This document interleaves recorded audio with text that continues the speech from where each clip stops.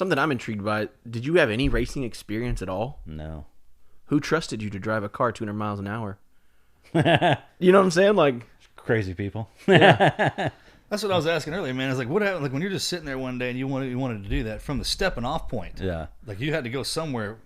And that's the toughest part. Is most people, even if you do have the ambition, they're like, well, how do I get? What's the first kind of couple steps? Right. No, showing up's the first one. Yeah. Just showing up and being there. Seriously, showing up and being there is and that's how a lot of other guys that, again, maybe didn't have the money or the wins to get into a team.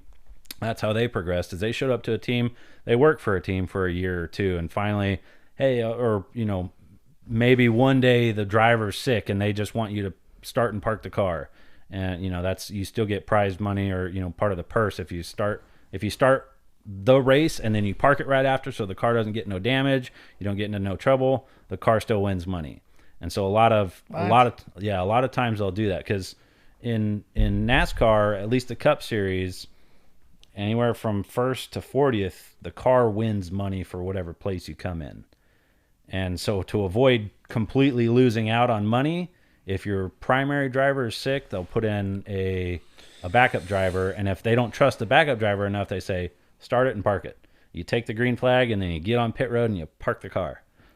So that's literally a job. You can place? get that as a job? Yeah, it's a job.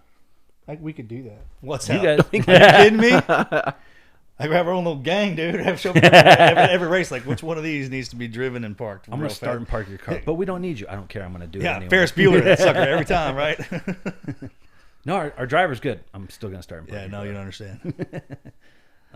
What's the purse on win and first and last? Oh, man, it all depends. I mean, it's up in the millions? For winning it is, but, when you get 20th, half the field and back, you're in tens of thousands, somewhere in there.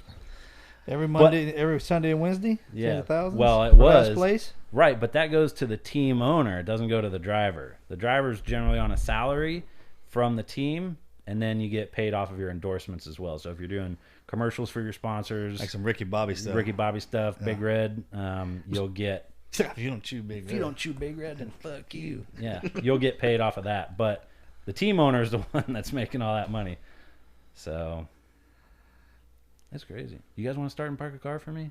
Dude, right, you should have this, boys. We got to get there first. Whenever you got a race and you pull into the town, whatever, if there's a crew there, just muster them up to be there for Speedway. Yeah, hell. Show up in the jump and one of us will ride and one of us will ride shotgun, the other will drive. Yeah. How much fun do y'all have? As much fun though, like in between races and the pits and afterwards? Is it? I mean, the environment is. I do. There's a lot of teams that I don't know, man. It's a business. After doing buds, nothing's just as serious to me anymore. Like, I try and have more fun with things when I know, you're in a race car and you could possibly die out there, but it's not going to war. You're supposed to be having fun right? At that job. Fun. I try and have fun. There's some teams that they're all business, and I'm like, all right, you know what? That's fine. Do your business. What's the difference between, I was saying this earlier, like I've been probably 130 miles an hour. I've never been 200, but there's a difference, right? Yeah, it's a big difference. Especially 200 around a curve.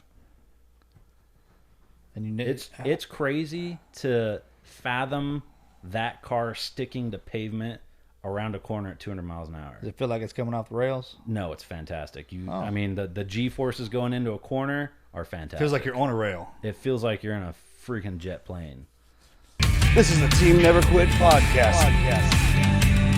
So buckle up, Buttercup.